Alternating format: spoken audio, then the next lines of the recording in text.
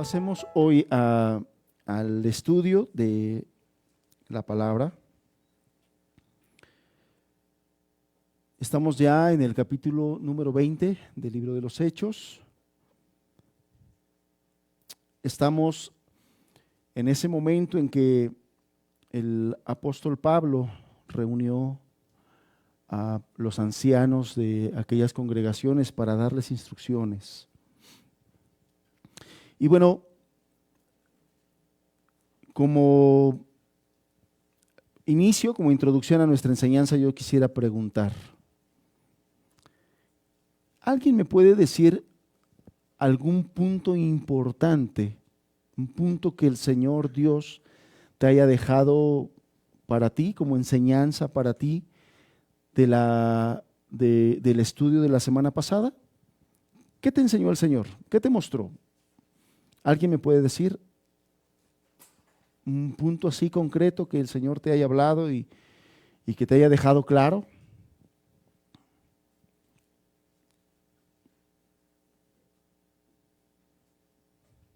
Como que siempre es más práctico el decir quién, ¿verdad? Preguntar. A ver, vamos a preguntar. Saquen sus apuntes, por favor. Ahí están. ¿No nadie así voluntariamente, nadie? A ver.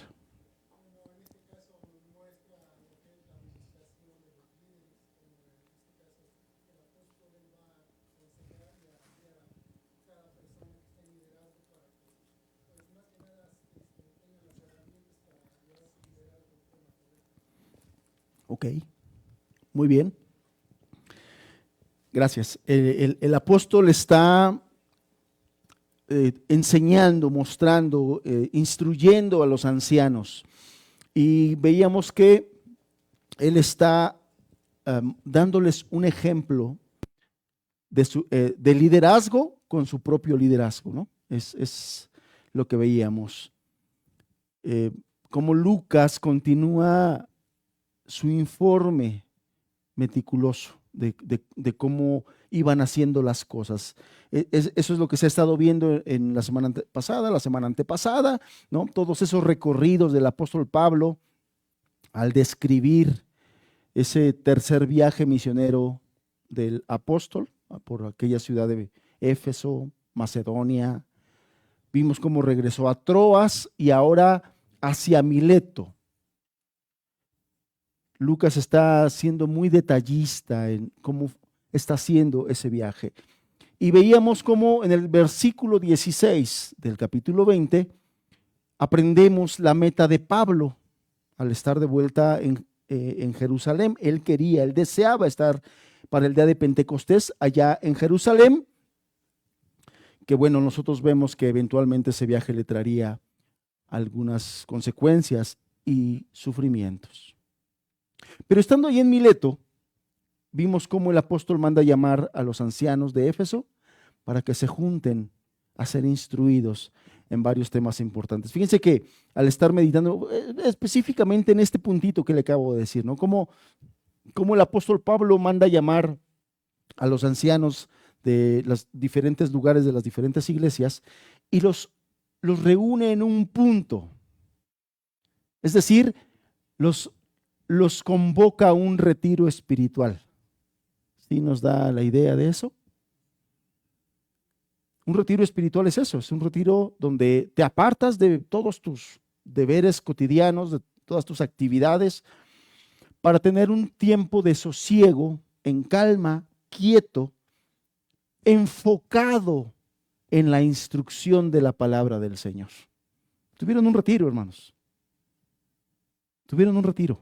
Y bueno, eso me hace, y no es solamente el único, el Señor Jesús en varias ocasiones se retiró aparte con sus discípulos para instruirlos. Lo que te quiero decir es, ya en vísperas de nuestro próximo retiro espiritual, lo que te quiero decir es, la idea de los retiros espirituales está registrada en la Escritura, hermanos. Está registrada. Los líderes de la iglesia eventualmente convocan a los discípulos para apartarse de sus actividades cotidianas y enfocarse a ser instruidos por el Señor. Tuvieron sus retiros. Entonces, esto es lo que vemos nosotros, como el apóstol está convocando a los ancianos para instruirlos. Y la semana pasada, el pastor Julio nos compartió de manera amplia todas esas cosas con las que el apóstol instruyó en esta ocasión a los ancianos principalmente. Todas esas cosas que el apóstol enseñó a los ancianos es en gran medida muchas de las responsabilidades que Dios demanda para el liderazgo. Sin embargo, muchas de esas mismas actividades no son solamente para el liderazgo, hermanos. No son solamente. En esta ocasión Pablo reúne a ellos para darles a ellos las indicaciones, pero muchas de las cosas en las que los instruyó no son solamente para los líderes. Como lo vamos a estar viendo el día de hoy, y yo quise tomar solamente el versículo número 20 y el versículo número 21 de cosas que Lucas nos está mostrando aquí, para seguir apuntalando esto, lo que Pablo está enseñando a los líderes, pero a la luz de la Escritura yo quiero que veamos que no, muchas de esas cosas no solamente son para los líderes. La iglesia como cuerpo es utilizada por el Señor para extender su reino. La iglesia como cuerpo es dirigida por el Señor. Entonces, la semana pasada escuchamos el ejemplo de liderazgo y el día de hoy vamos a hablar en esa misma secuencia de Pablo, cómo nos habla del ejemplo de evangelismo. Mis hijos, cuando les comenté del título, así como que no les checaba el título, ejemplo de evangelismo. Y bueno, es que va en la misma secuencia. Pablo nos está hablando de su ejemplo de liderazgo, pero después de ello, él pasa a mostrarnos en su mismo ejemplo, en su misma vida, cómo hizo él el tema del evangelismo. Por eso el título de El ejemplo del evangelismo. Pablo nos dice cómo evangelizaba a judíos, a gentiles, y para esto yo tengo dos objetivos que con la gracia de Dios quiero que aterricemos en esos objetivos. Mi primer objetivo para esta enseñanza es que entendamos la base del evangelismo bíblico, perdón. Que entendamos la base del evangelismo bíblico. ¿En qué está soportado?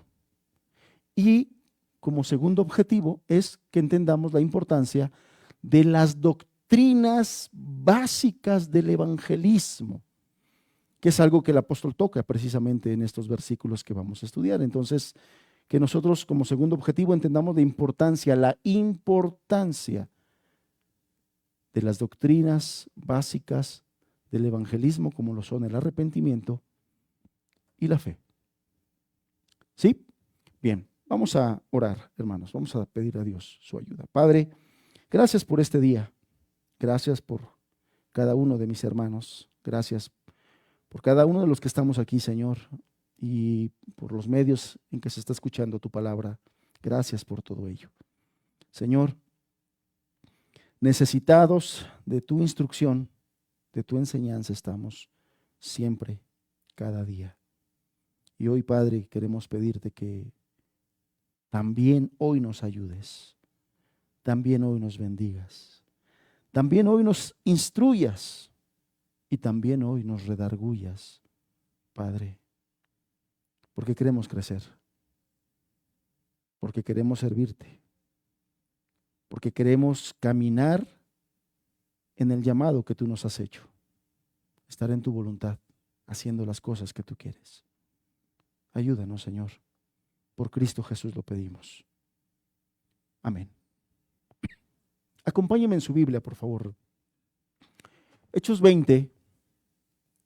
Vamos a estudiar hoy el verso 20 y el verso 21. Yo sé que la semana pasada ya tocaron el verso 20 y que el pastor Julio ya les comentó acerca les explicó el verso 20. Sin embargo, les decía yo quiero abundar un poquito más en el versículo 21, va a ser mi énfasis. Sin embargo, el verso 20 quiero planteárselos desde otra perspectiva, ¿no? Que la Escritura me lo permita. Entonces dice así, versículo número 20 del capítulo 20, dice: y como nada que fuese útil, he rehuido de anunciaros y enseñaros públicamente y por las casas, testificando a judíos y a gentiles acerca del arrepentimiento para con Dios y de la fe en nuestro Señor Jesucristo. Leemos nuevamente. Recordemos el contexto. El contexto está el apóstol Pablo ya reunido con los ancianos y los está instruyendo y les está diciendo varias cosas que lo vimos la semana pasada. Y en el verso 20, como ejemplo de su liderazgo, como estaba él ejerciendo el llamado para lo cual el Señor Jesús lo llamó, dice el verso 20: nada que fuese útil he rehuido anunciaros. O sea, todo lo que era necesario y útil se los dije.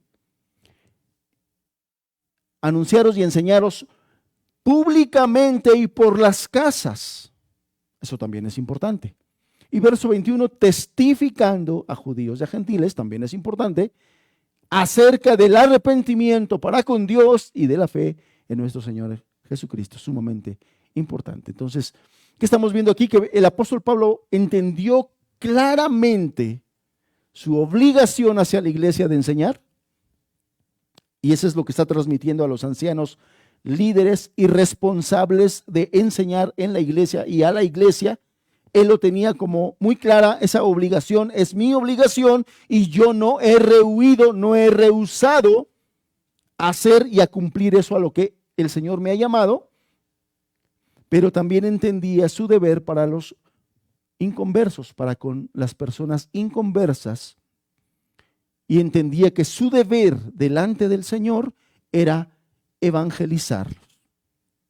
Por tanto, Pablo les recuerda en la carta a los Efesios: nada que fuese útil, aquí en el libro de los Hechos, nada que fuese útil he rehuido de anunciaros y enseñarles públicamente y por las casas. Recordemos que la palabra rehuido es la palabra retener, significa retener.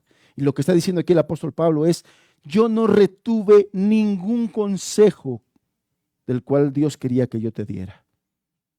Nada del consejo sabio y del propósito soberano y santo de Dios.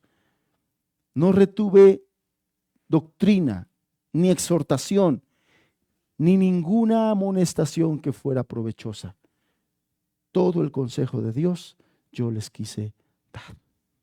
Todo el consejo de Dios yo les quise dar. A eso se está refiriendo aquí el apóstol cuando dice: no he rehuido.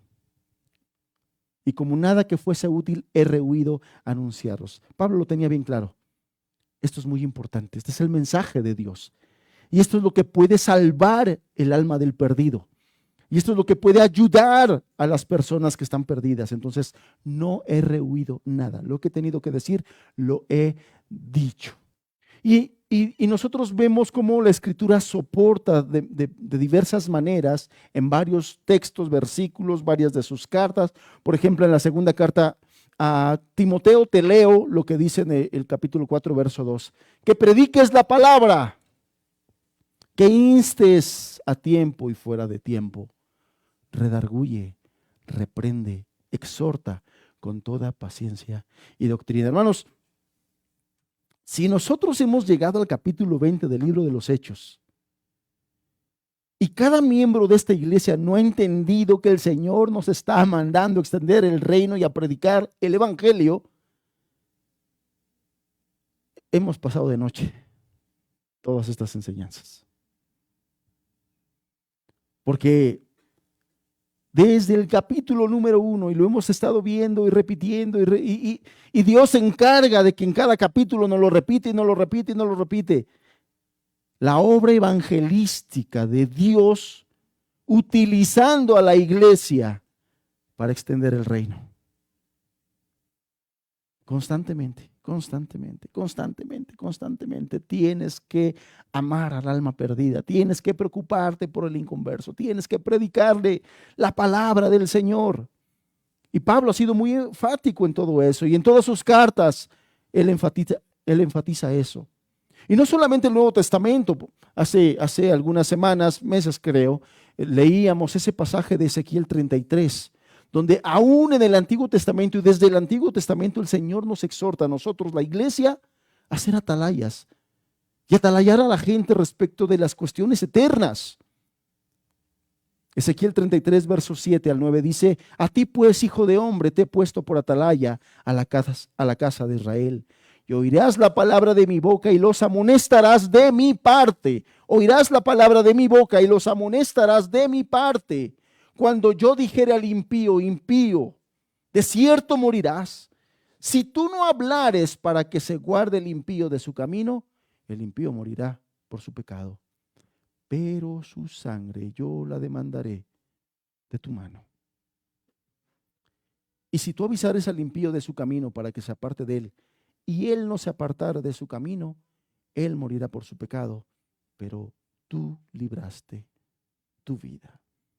Desde el Antiguo Testamento el Señor nos exhorta de la importancia de advertir a la gente acerca del juicio venidero, pero también de enseñar la gracia de Dios manifestada para vida eterna. Dar las buenas noticias, y siempre hemos dicho y hemos remarcado que las buenas noticias nunca sabrán a buenas noticias si primero no son conscientes de sus malas noticias.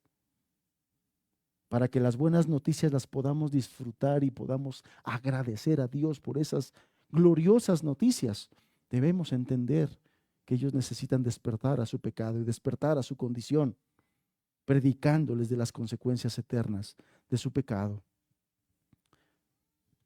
Debemos entender, según lo que dice aquí Ezequiel, que si nosotros nos acobardamos, hermanos, para anunciar la verdad de Dios, el Señor tendrá que disciplinarnos. El Señor tendrá que tratar también con nosotros. En la segunda carta a Timoteo, capítulo 3, verso 16, leemos: toda la escritura es inspirada por Dios y es útil para enseñar. La gente necesita aprender y ser enseñada. Es útil para redarguir. El pecador necesita ser redarguido de pecado, de juicio y de justicia. Es útil para corregir. Es útil para instruir en justicia. Rápidamente, ¿qué significan estos términos? Enseñar implica comunicar los principios de la palabra de Dios.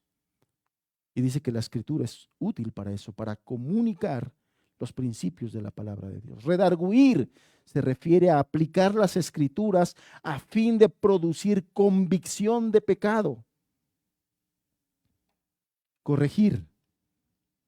La escritura ofrece a los pecadores arrepentidos la dirección bíblica para volverse del pecado y seguir a Cristo. Instruir en justicia lleva a los creyentes a lo largo del sendero hacia la semejanza a Cristo. Qué útil es la escritura, hermanos. Pero es nuestra responsabilidad como iglesia, como cuerpo de Cristo, llevarla a las personas, llevarla al inconverso. Es nuestra responsabilidad y es nuestro deber. Y ese pasaje termina que nosotros, armados con las escrituras, se nos dice que el hombre de Dios es perfecto, enteramente preparado para toda buena obra. La palabra de Dios nos capacita, la palabra de Dios nos prepara y el Espíritu Santo nos ayuda, hermanos. Tenemos que estar conscientes a qué hemos sido llamados. Sí a tener una vida eterna, sí a tener una vida eterna con Cristo, como lo decíamos, eternamente estaré con Él. Sí, hermanos, sí. Pero mientras estemos en esta tierra, tenemos cosas que hacer. Tenemos cosas que hacer. ¿Qué más nos dice el texto? El texto que estamos estudiando nos dice que además de hacer todas esas cosas, dice verso 20, y como nada que fuese útil he rehuido de anunciaros y enseñaros, dice que lo hacía públicamente y por las casas. Y nosotros vemos como, por ejemplo, desde el capítulo número 19, cuando el apóstol llega a Éfeso, él se metió a las sinagogas a enseñar y se nos dice que enseñó durante 3 meses. Es decir, Pablo enseñaba públicamente, pero no solamente públicamente enseñaba la palabra, sino también en privado y por las casas.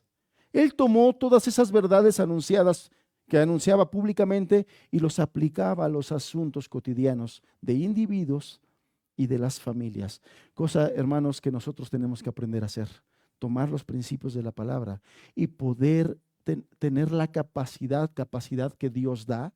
No es una capacidad humana, es una capacidad que Dios da para tomar las verdades de la Escritura y poder así aplicarlas a la vida cotidiana de las personas, de tu persona misma primero, pero cuando evangelizas, ponerla aplicarla a la vida cotidiana de las personas y de las familias. Esto es lo que hacía el apóstol cuando llegaba a las ciudades.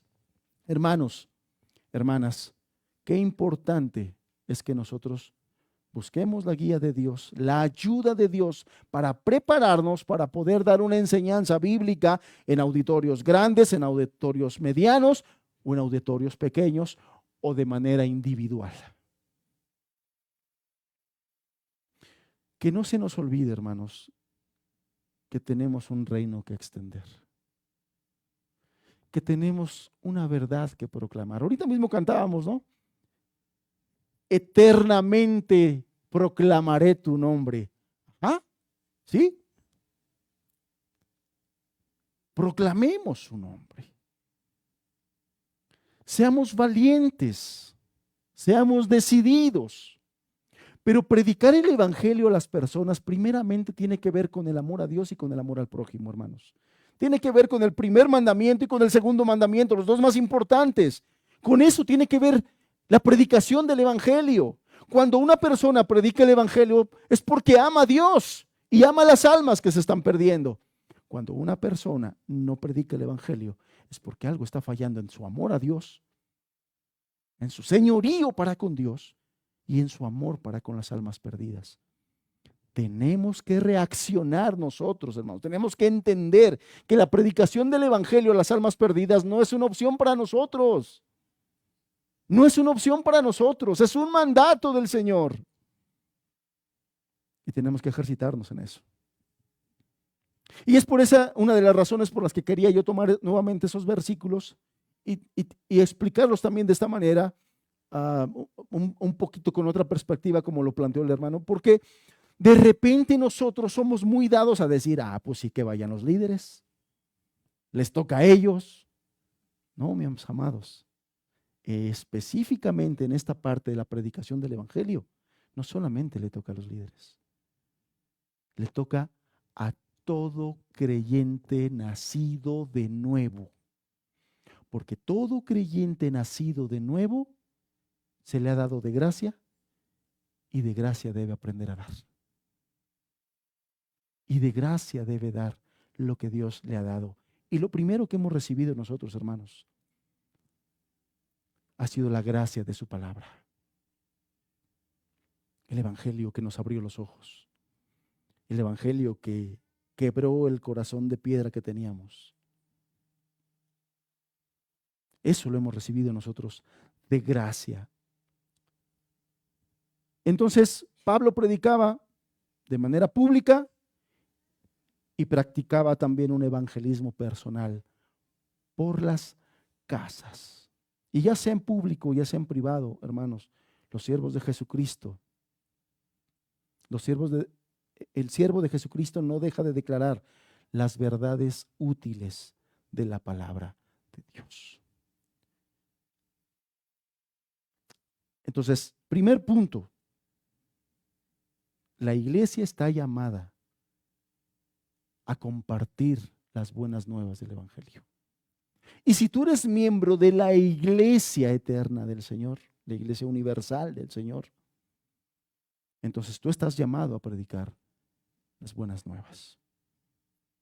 Esas excusas de decir, es que yo no sé, es que yo no puedo, es que me pongo nervioso, me pongo nerviosa, no sé qué decir. Amado, prepárate, ve con Dios, dile: Señor, así como ayudaste a Moisés, que era torpe de lengua, por favor, una doble porción para mí.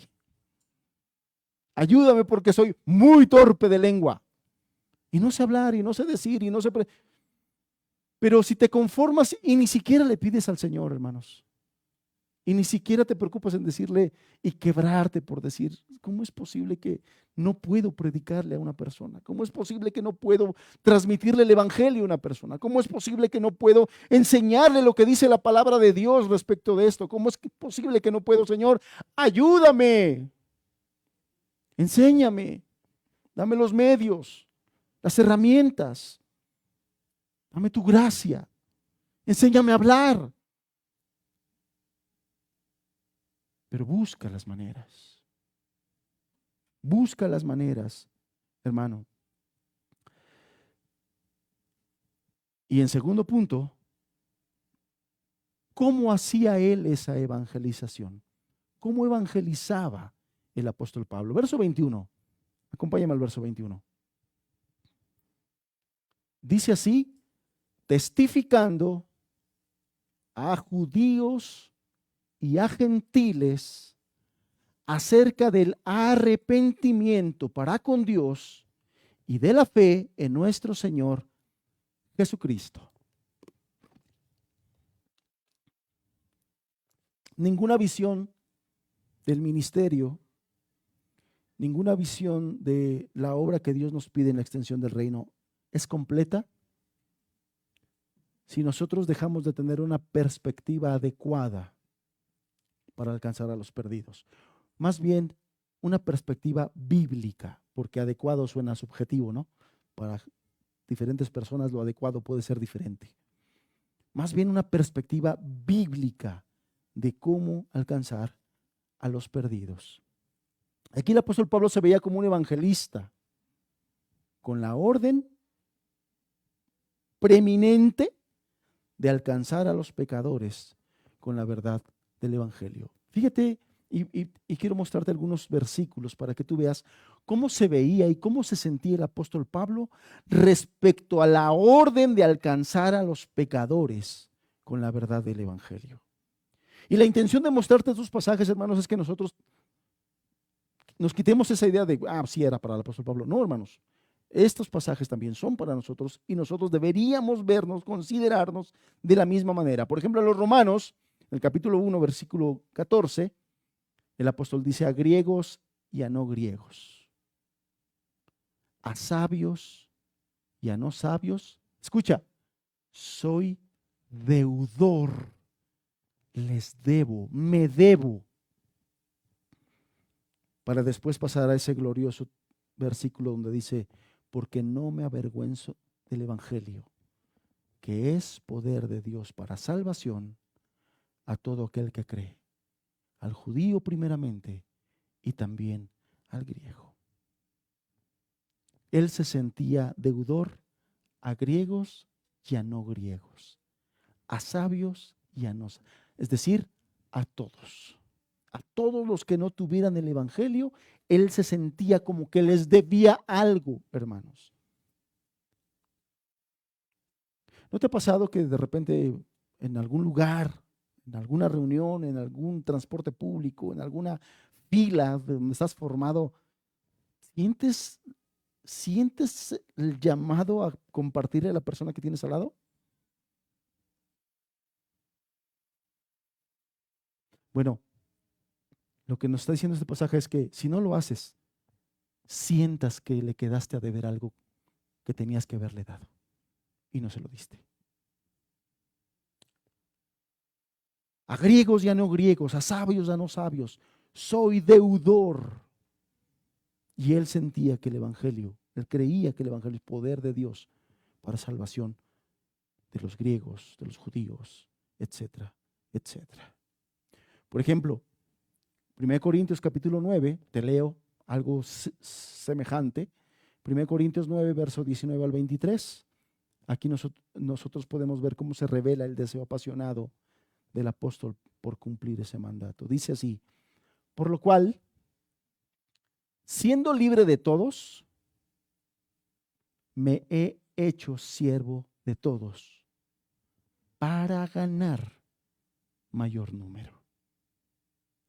Me he hecho a los judíos como judío para ganar a los judíos.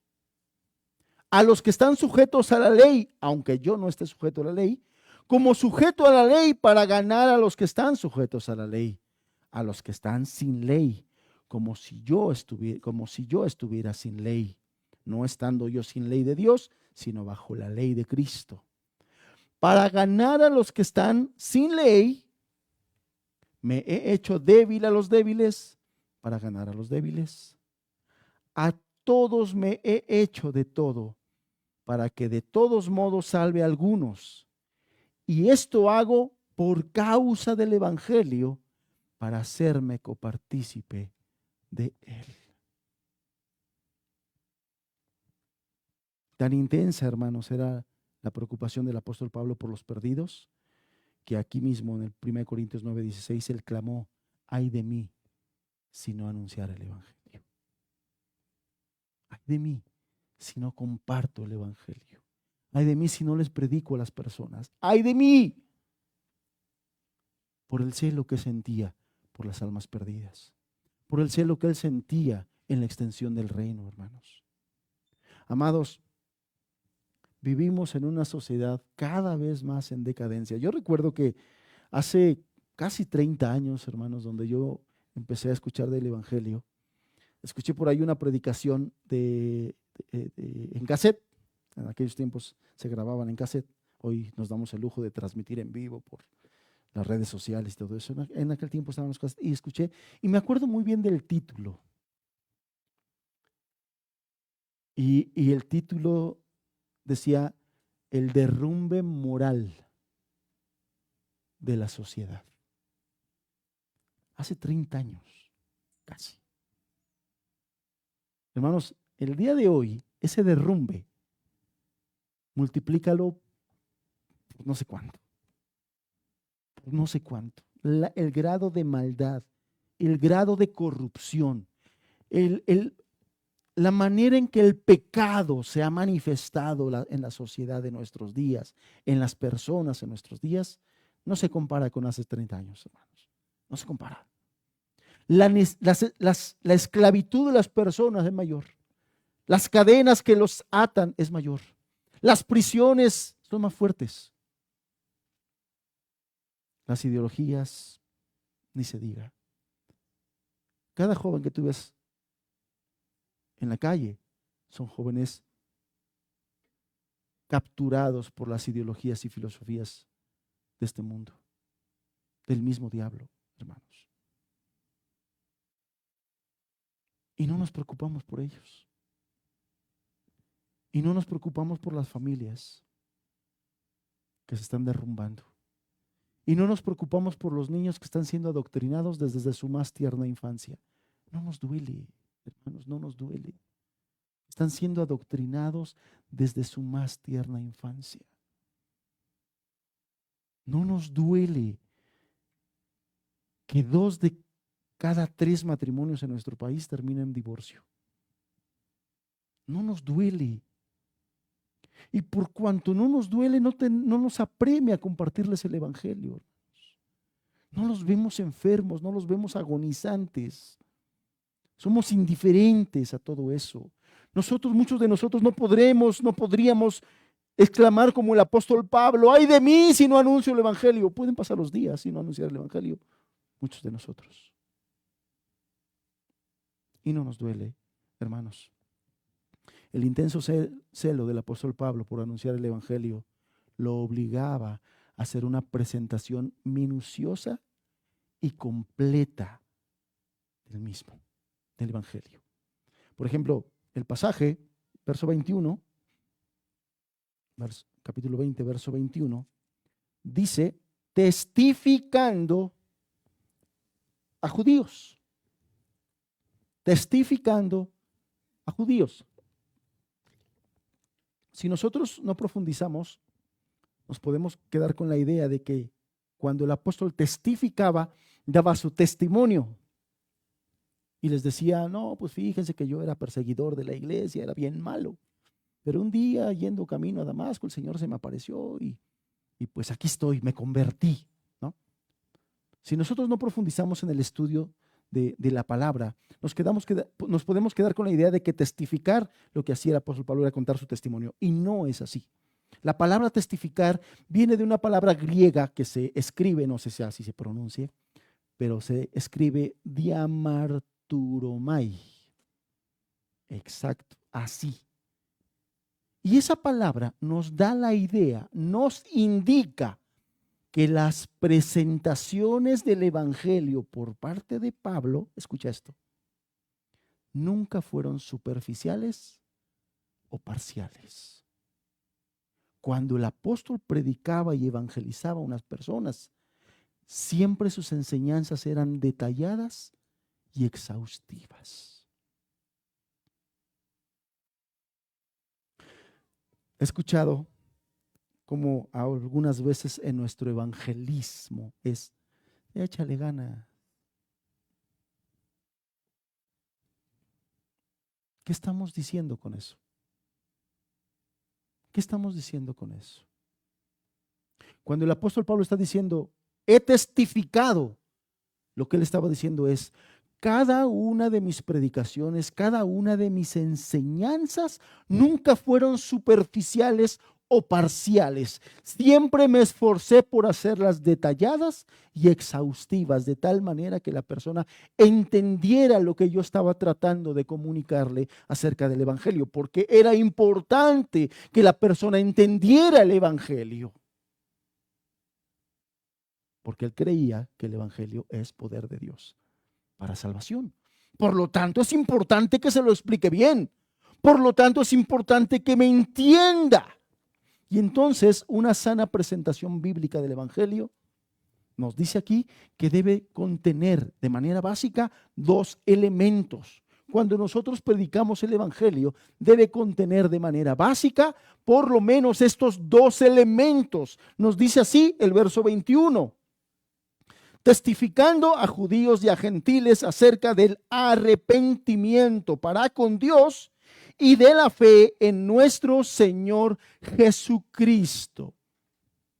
Primeramente el versículo nos está diciendo que él sus predicaciones las hacía exhaustivas, las explicaba bien y a profundidad, cosa que nosotros debemos aprender a hacer eso y esforzarnos en la gracia de Dios por hacer eso. Se lo predicaba a judíos y a gentiles, y ya les he comentado en otras ocasiones que en aquel tiempo, en el tiempo apostólico, los judíos eran los que representaban el pueblo del Señor, y los gentiles todo lo demás, ¿no? Todos los demás. Entonces aquí incluía a todos. Cuando dice la escritura judíos y gentiles, se estaba refiriendo a todo mundo. El apóstol no rehusó predicarle el evangelio a las personas que tenía que predicarle el evangelio.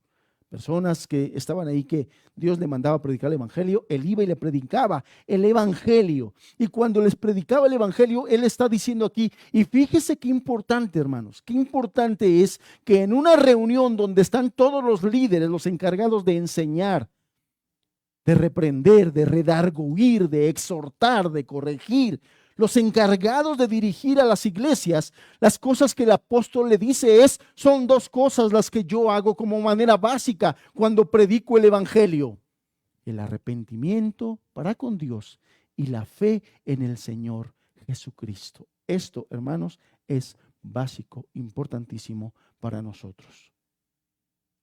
La predicación del arrepentimiento para con Dios y de la fe en el Señor Jesucristo. En otras enseñanzas le hemos dedicado ya un buen tiempo a hablar de la fe, hermanos.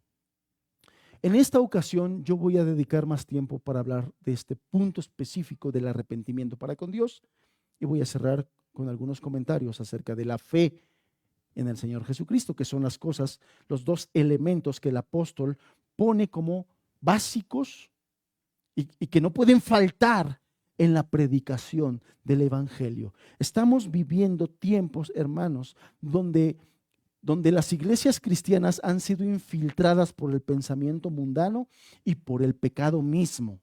De tal manera que muchas de las predicaciones que se dan en esos lugares son tan superficiales, son tan mundanas, no transmiten nada del evangelio, absolutamente nada. Son motivaciones, son coaching, muchas de esas cosas son cuestiones de superación personal, pero que no transmiten la esencia del evangelio. En muchos lugares se ha dejado de predicar lo que es la esencia del evangelio. Por lo tanto, nosotros debemos ser cuidadosos, porque el apóstol Pablo a los líderes les dijo: no puedes quitar de tu predicación y tu enseñanza el arrepentimiento para con Dios y la fe en el Señor Jesucristo. Esa es la esencia y la base del evangelio. Arrepentimiento, hermanos, ya algunos de ustedes lo saben, proviene de la palabra griega metanoia. Y esta es una palabra rica e importante en el Nuevo Testamento. Es una palabra rica e importante en el Nuevo Testamento. Y lo que significa la palabra metanoia es cambiar la mentalidad o el propósito de alguien. Ahora, cuando nosotros hablemos del arrepentimiento y de la fe con Dios, nosotros no podemos separar lo que es la doctrina, todo lo que implica la doctrina y el evangelio. Porque el arrepentimiento mismo, hermanos, surge de la fuente inagotable de la gracia de Dios. El arrepentimiento que Dios concede al pecador es por gracia. Es por gracia, hermanos. La fe que el Señor le concede al pecador es por gracia. Recuerden que nosotros somos salvos por gracia a través de la fe. La razón por la que somos salvos es porque a Dios le ha placido en su amor y benevolencia darnos perdón y salvación. La llave, el conducto es la fe. Pero así, de la misma manera, el arrepentimiento es una de esas llaves. Y como lo vamos a ver, nunca en la palabra de Dios están separadas la idea de la fe y la idea del arrepentimiento. Siempre la Escritura, cuando habla de alguna de estas, está implícita la otra, como lo vamos a ver. Cuando habla del arrepentimiento y en el texto no está descrito de manera textual la fe, nosotros debemos entender que está implícita la fe. Y cuando la Escritura habla de la fe, aunque no menciona arrepentimiento, nosotros debemos entender que está implícito el arrepentimiento, para que no haya confusiones de que ahora ya nada más por fe. No, hermanos. Para Dios está implícito que debemos apartarnos de nuestros pecados si creemos en el Señor Jesucristo. Está implícito eso. Pero bueno, como definición, metanoia, cambiar la mentalidad o el propósito de alguien. Si nosotros usamos todo el contexto bíblico, es por la gracia de Dios, se puede cambiar la mentalidad o el propósito de alguien, pero es necesario que esta persona se arrepienta, tenga un arrepentimiento para con Dios. Y esta palabra describe un cambio mental que resulta en un cambio de conducta. Esto es otra cosa importante, hermanos. Si la gracia de Dios está obrando en una persona que le concede arrepentimiento y fe, una de las maneras que se debe notar es en la conducta. Describe un cambio mental que resulta en un cambio de conducta. Es el acto consciente de un pecador que se vuelve de sus pecados hacia Dios. Siempre me ha gustado decir que el arrepentimiento, hermanos, no es un momento y no es solamente un acto. El arrepentimiento es un estado del corazón. Cuando Dios salva a una persona, más bien, cuando Dios está obrando en una persona para salvación, Él le concede un estado de su corazón. Cuando la persona está en ese estado espiritual concedido por Dios, es que le va a permitir al pecador reconocer sus pecados, reconocer su perdición, reconocer el señorío de Dios, reconocer la santidad de Dios, y eso lo va a llevar a expresar palabras que digan: Señor, perdóname, soy indigno. yo merezco el infierno, yo merezco esto.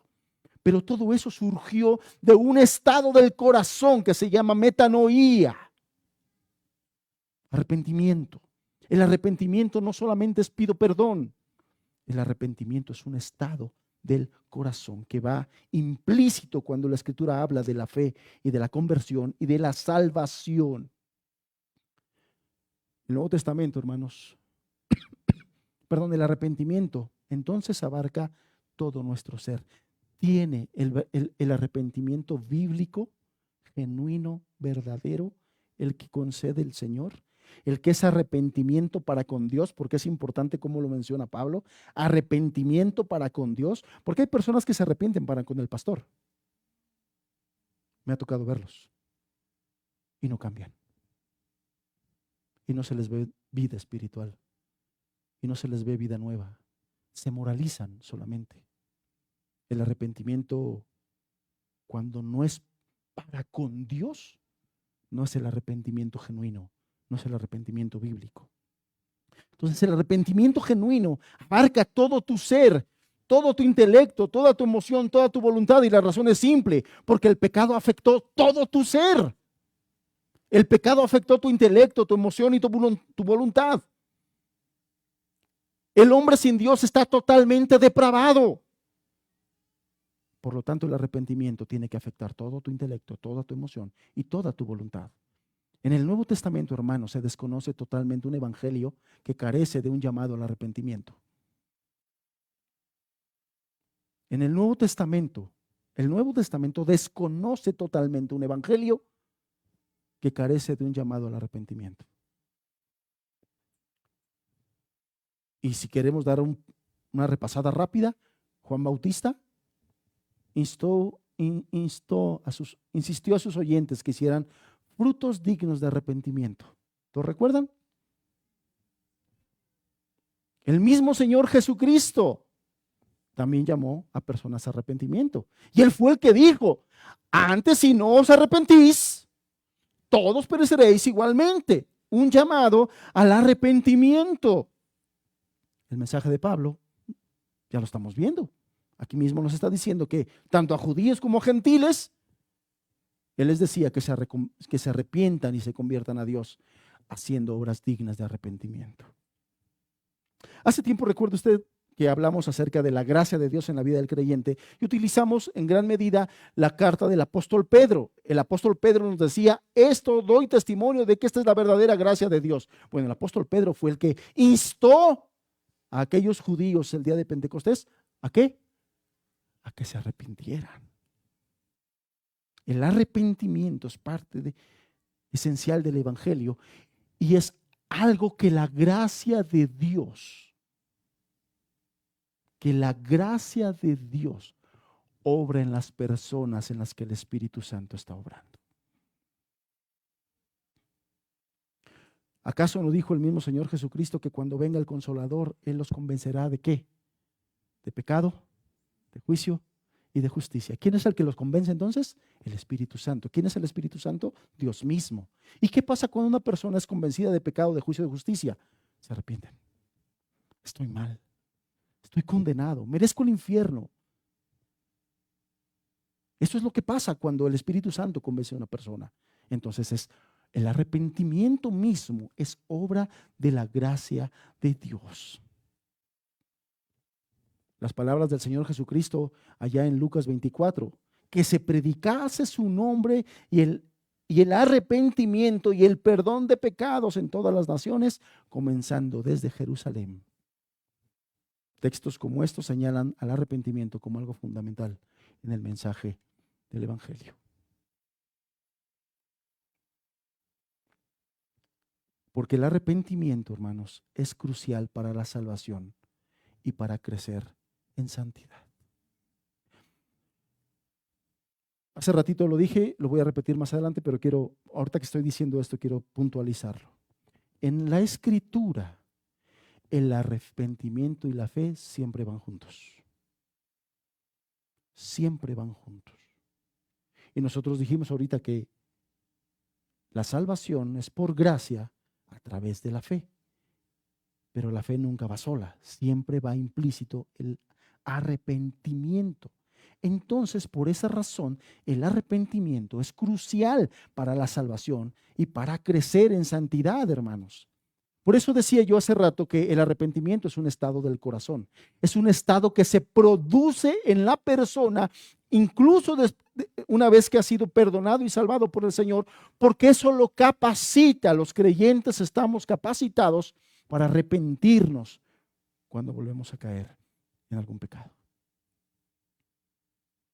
El arrepentimiento es parte de la vida misma del creyente conforme va creciendo en santidad, conforme va siendo purificado. El Señor le muestra que está practicando alguna cosa indigna, cosa que no es de la vida digna del cristianismo, y entonces lo que hace el Señor es lo lleva al arrepentimiento, lo lleva a que se arrepiente y a que corrija esas cosas que está haciendo mal.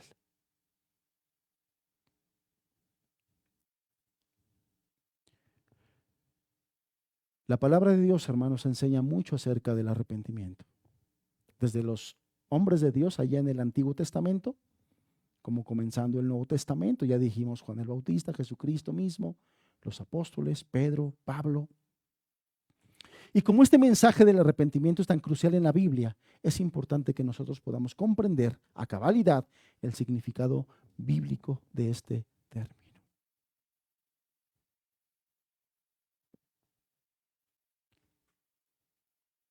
Rápidamente te doy una definición.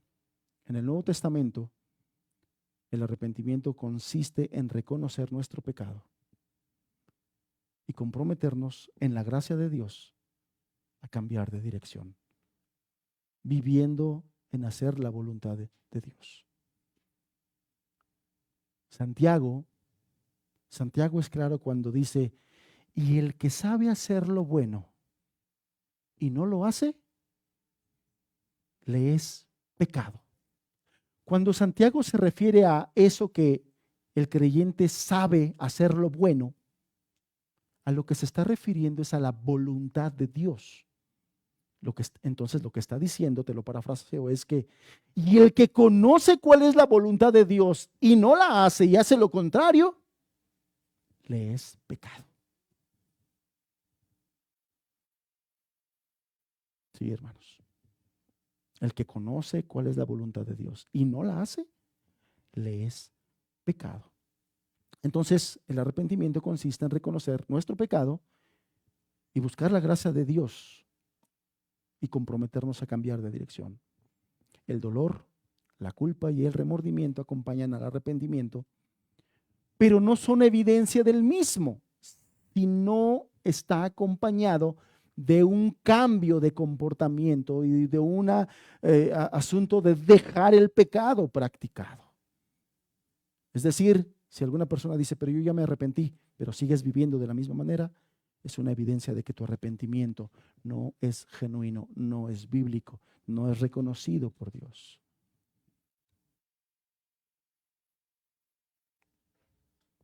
En el Antiguo Testamento, la palabra hebrea para arrepentimiento significa cambiar.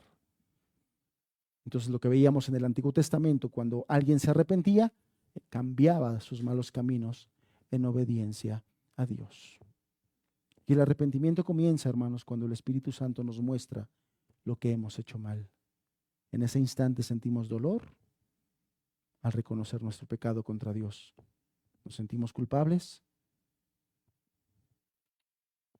Pero eso no es el final. Un arrepentimiento genuino implica un cambio de mente, un cambio de dirección y de conducta.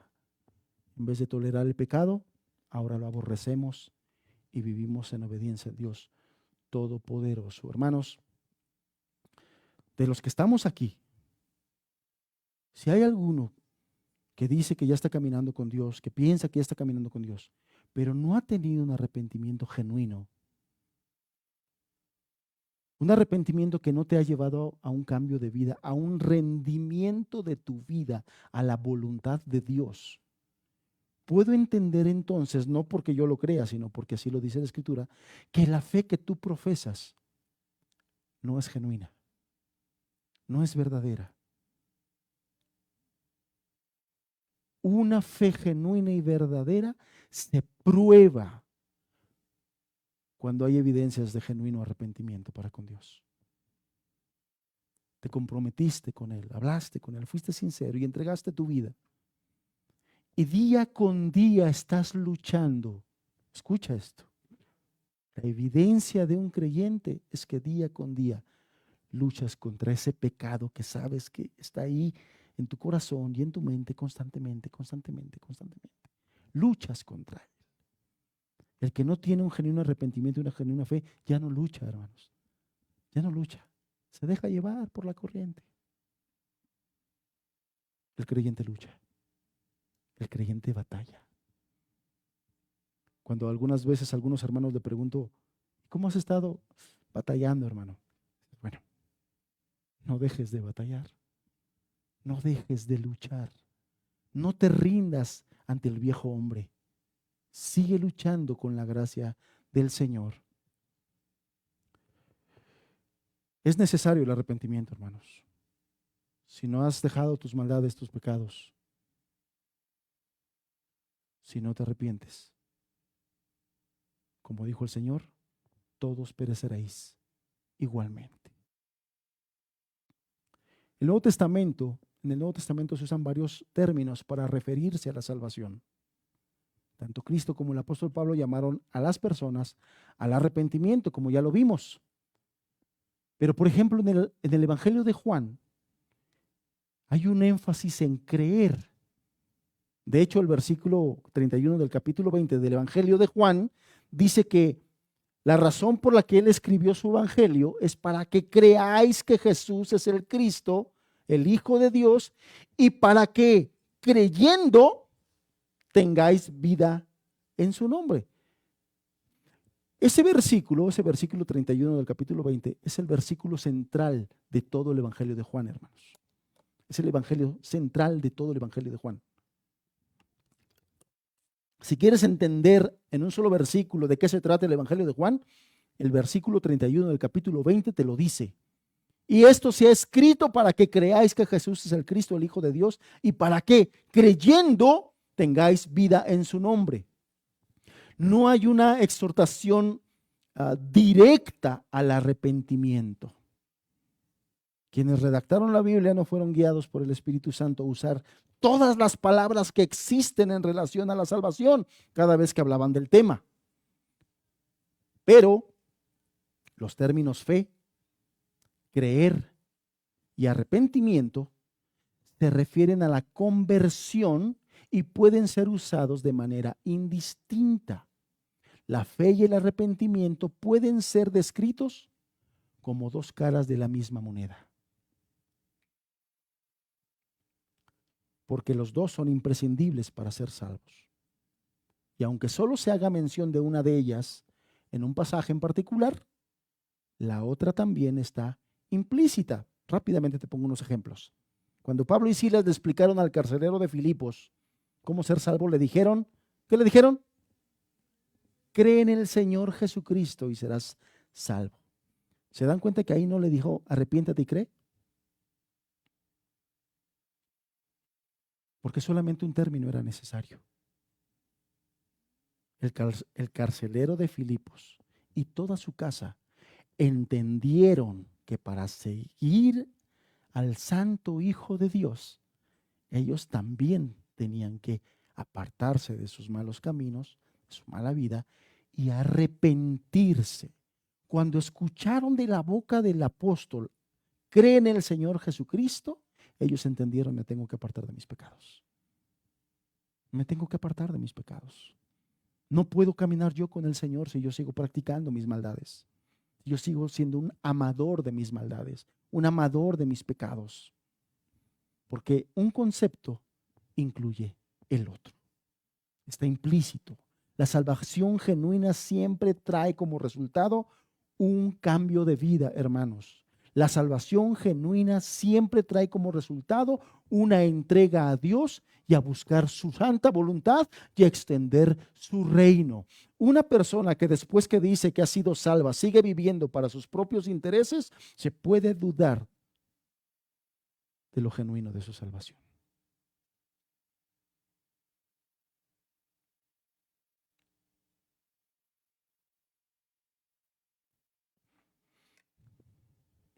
Porque la salvación no es, vengo, te perdono, te salvo y siéntate y seguir haciendo tus cosas como venías, como vivías, y ya después vengo por ti.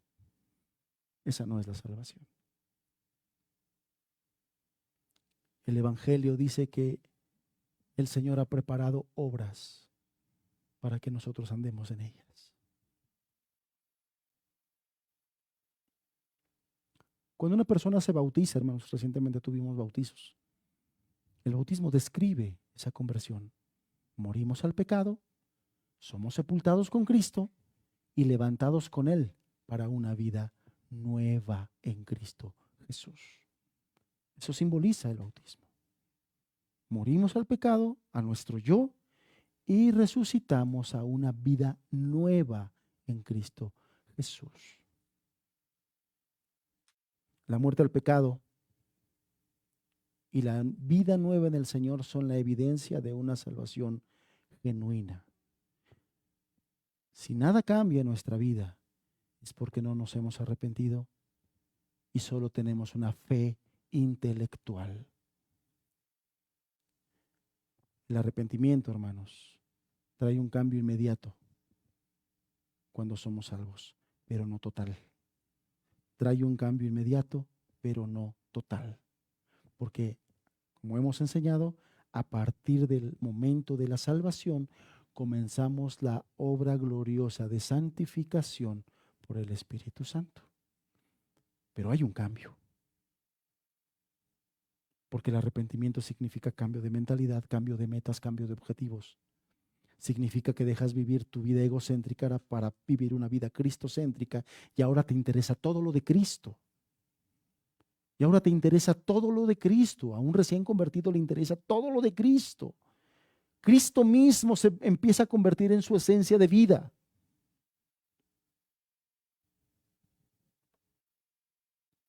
El arrepentimiento entonces trae un cambio inmediato cuando somos salvos, pero también consiste en un proceso continuo después de ese suceso. Somos cambiados de manera radical, hermanos, al ser salvos, pero el proceso de purificación en nuestra vida no siempre es tan rápido. Cada vez que Dios nos muestra un área en nuestra vida que debe ser cambiada, debemos responder a Dios y buscar su gracia para cambiarlo. No te cases con ese dicho de sí, de por sí soy así, hermano. Sí, ya lo sé, ya me lo han dicho. Ajá, ¿y?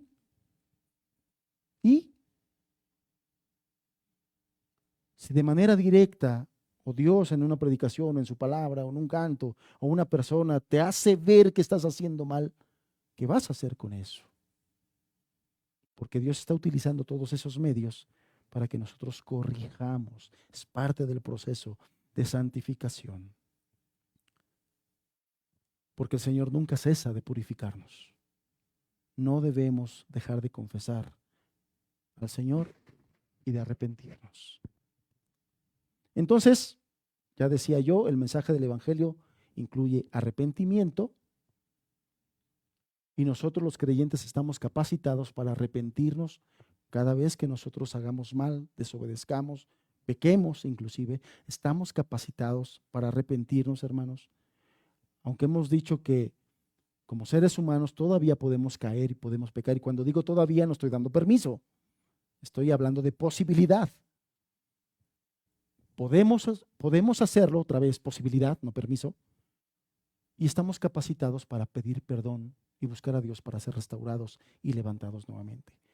El inconverso, la persona que no tiene una fe genuina, sino intelectual, que no ha tenido un verdadero y genuino arrepentimiento para con Dios, le gusta esa vida de pecado. Se deleita en su pecado. Esas son las grandes diferencias, hermanos. Entonces, toda persona que está aquí y que no se ha arrepentido, usted necesita arrepentirse para con Dios, no para conmigo.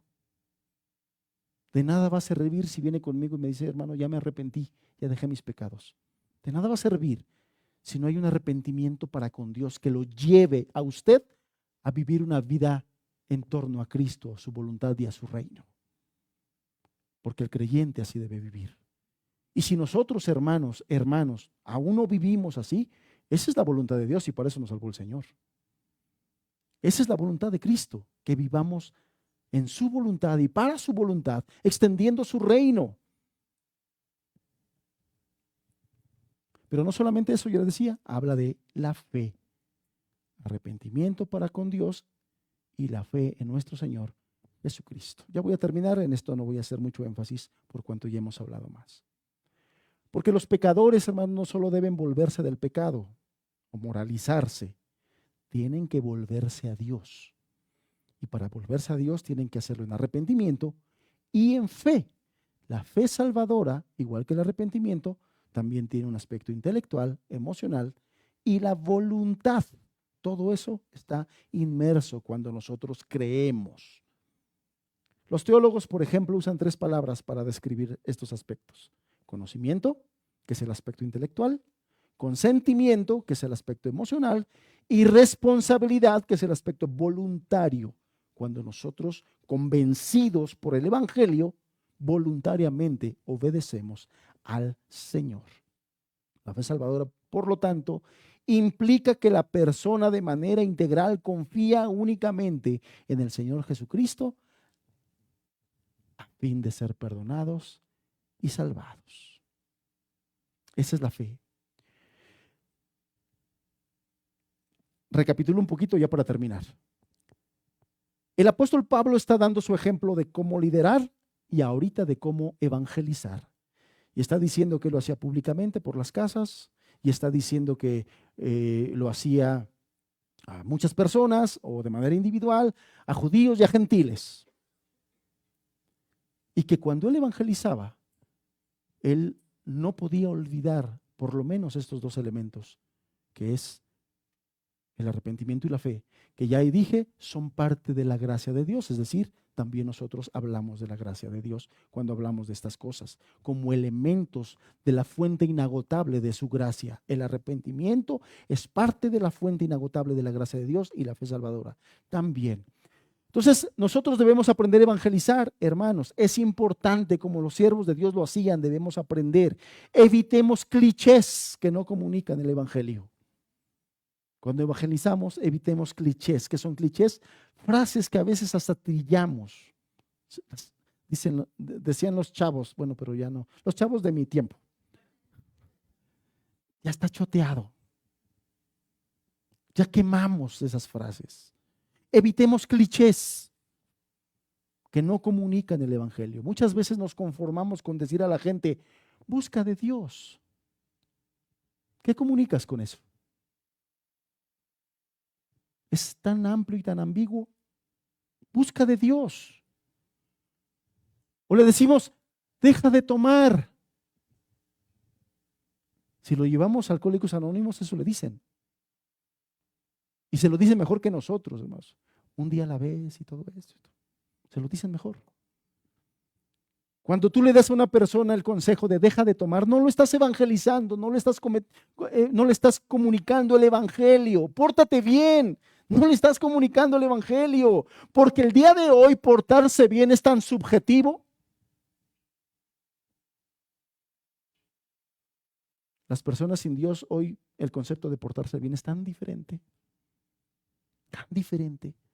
que cuando tú le dices a alguien, pórtate bien, busca de Dios, no estás comunicando nada, no estamos comunicando nada, échale ganas.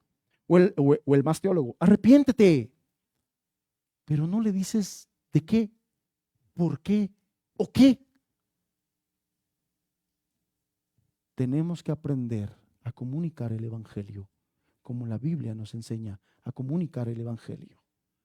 Pablo se veía a sí mismo como un siervo que alimentaba la casa de Dios, pero también como aquel heraldo que anunciaba a los pecadores perdidos las buenas nuevas de salvación.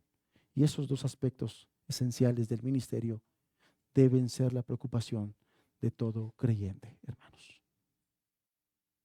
Deben ser la preocupación de todos nosotros. Última diapositiva, termino. ¿Qué puntos debemos recordar? Pablo entendió claramente que su deber para con los inconversos era evangelizarlos. Deber que nosotros debemos tener muy claro, hermanos. como creyentes, como cristianos, como iglesia, tenemos el deber de evangelizar a los inconversos de manera pública y de manera privada. A judíos, a gentiles, a todo el mundo. Nuestro deber es evangelizar a las personas y debes mirarlo como un deber delante de Dios.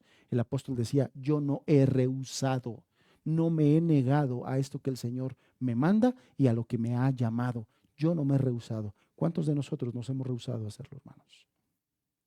¿Cuántos de nosotros nos hemos rehusado a hacerlo? Recordemos que evangelizar no es una opción, es un mandato del Señor. Lo sea públicamente y lo sea por las casas.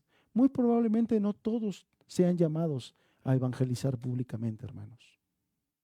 Muy probablemente no. Hermanas, muy probablemente no seas llamada a evangelizar públicamente a otras mujeres. Pero seguramente quiere que evangelices en lo personal, en lo individual. Quiere que las iglesias, lo he repetido muchas veces y no me cansaré de repetirlo, se levanten ancianas.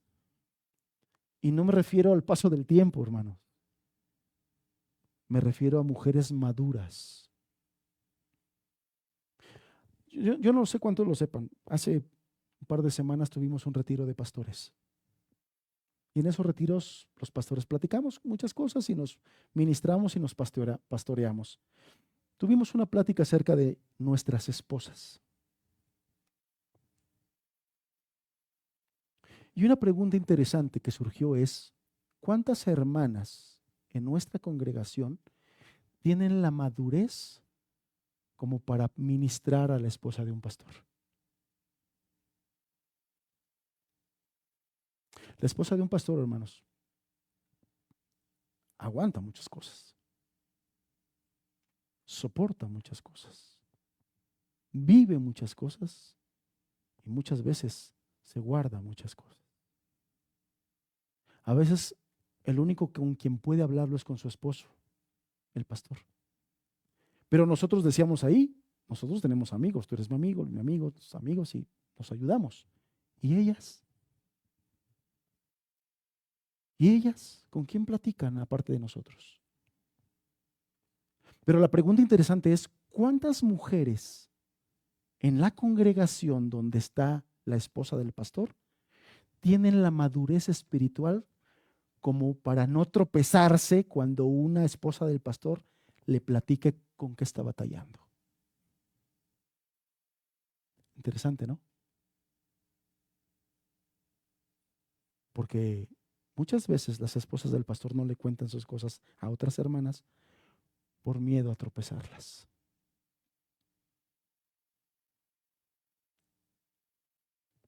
Qué importante es que en las iglesias se levanten mujeres ancianas que enseñen a otras.